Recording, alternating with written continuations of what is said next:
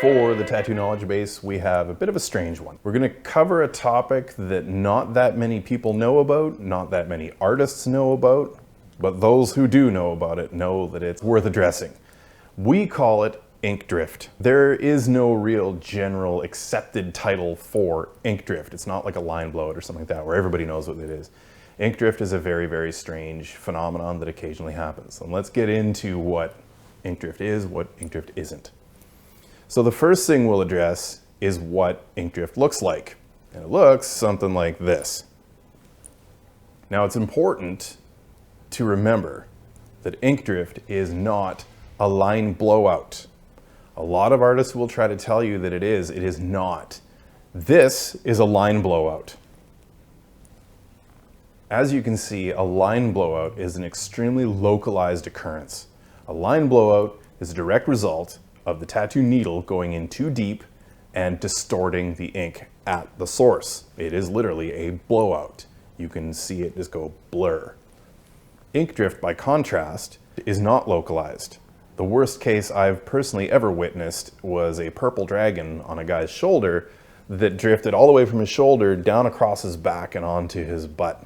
That is not a blowout. The best guess that we've been able to come up with as to what it actually is the pigment being pulled under the skin into the fat layer, at which point it really doesn't have anything to bond to anymore, and it literally drifts around subcutaneously, causing this ghosting, bruising sort of effect. What can be done about it? Not much. If you're very lucky, ink drift will reabsorb back into the system and go away of its own accord. If you're not very lucky, it stays exactly where it is, and the only thing you can do is tattoo over it. Not exactly the greatest options, but what can you do? Ink drift does tend to follow a few standards, or not so much standards as certain things we've noticed are a little bit more common when people have it happen.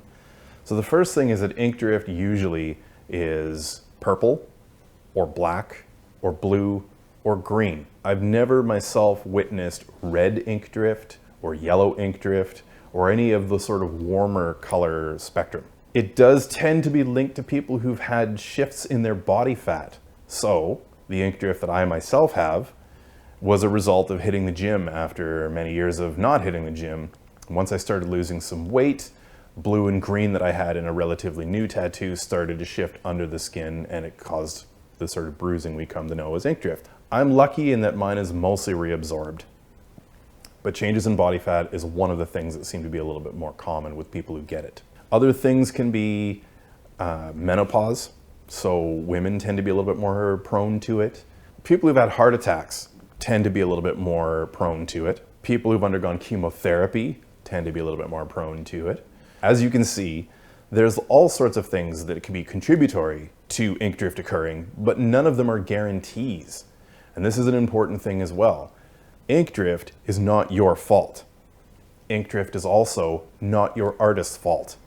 Ink drift is something that can just occur through any combination of different events in your skin, and there's nothing you can do about it. There's nothing your artist can do about it. You can't predict it. It's a blameless occurrence.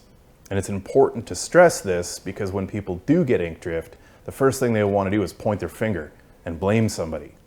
Well, sometimes it just happens. One of the things with ink drift that's very frustrating is its rarity. It makes it very difficult to study it in any way, to understand it in any way, because it is such an uncommon occurrence. There are some people recently that have been examining it and drawing a line between the actual size of pigment particles and the tendency for the body to pull those into the skin, or under the skin, and into the lymphatic system. This seems like a fairly intelligent line of reasoning to me. I don't know enough about it in a clinical level to be able to say yes or no, but it does make a certain amount of sense that a finer particle pigment would more easily be drawn into the fat layer. But again, its rarity is such that there's no real way to predict. You don't know for sure. Some greens might do it, some blues might do it, some blacks might do it. And you could wind up getting 4 tattoos from the same artist with the same ink and having no effect, and then it just happens. So further studies are obviously needed, but this is not likely going to be answered definitively anytime soon because it is such a rare thing.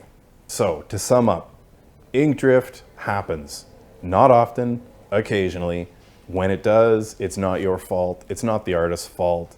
You might get rid of it. You might have no choice but to tattoo over it.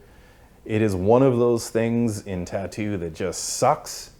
But if it does happen, be aware that you're not the only person who's ever had it happen. You're not alone. But I guess hopefully you have better luck next time.